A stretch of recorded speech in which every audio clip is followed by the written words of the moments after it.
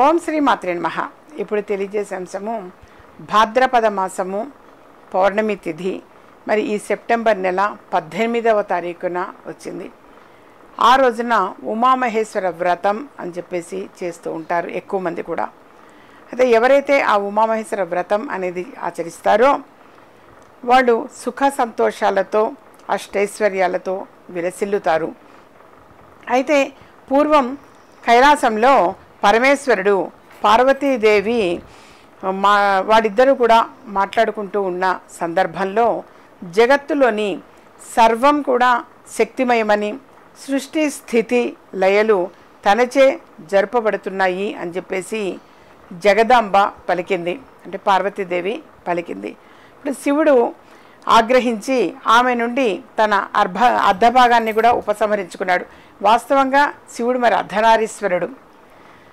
ఆ మాట అనేసరికి పార్వతీదేవి అనేసరికి ఆ అర్ధభాగాన్ని తీసేశాడనమాట, ఉపసంహరించేశాడు. ఆ తర్వాత పార్వతి బాధపడి గౌతమ మహర్షి చెప్పిన వ్రతం చేసి తిరిగి పరమేశ్వరుని కృపను అర్ధ శరీరాన్ని పొందింది అని చెప్పేసి పురాణ కథనం. అది మనకి ధర్మసింధులో కూడా అలాగే తెలియచేయటం జరిగింది. ఉమామహేశ్వర వ్రతం చేసేవారు 15 వరుసలు ఉన్నటువంటి 15 వరుసలు 15 ముడులతోటి దారము 15 వరుసలు తీసుకొని 15 ముళ్ళు అనేటువంటివి వేస్తారు. వేసి దాన్ని తోరము కట్టుకోవటము అని చెప్పేసి అలా ప్రిపేర్ చేసి పెట్టుకుంటారు. బంగారము, వెండి లేదా మట్టితో కానీ చేసినటువంటి ఉమామహేశ్వర ప్రతిమను కలశంలో ఉంచి పూజించాలి.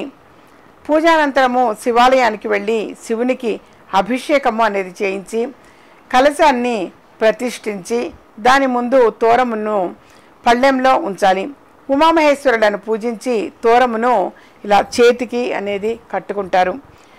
గోధుమ పిండితో తయారు చేసినటువంటి 15 రకాల పిండి వంటల్ని నైవేద్యంగా సమర్పిస్తారు.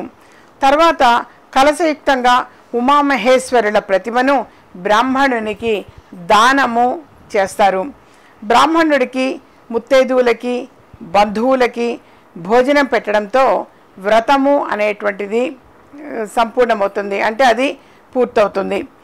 ఎవరైతే ఈ విధంగా వ్రతం చేస్తారో మరి వారు సుఖ సంతోషాలతో అష్టైశ్వర్యాలతోటి విలసిల్లుతారు అని చెప్పేసి శాస్త్ర ప్రవచనం.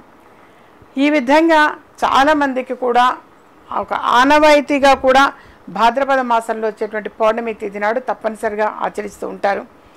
మరి అష్టైశ్వర్యాలతో తులతూగాలి అనన్నా, సుఖ సంతోషాలతోటి జీవితము చక్కగా ఆనందంగా గడపాలి అనన్నా ఉమామహేశ్వర వ్రతము అనేటువంటిది ఎక్కువ మంది కూడా ఆచరిస్తుంటారు.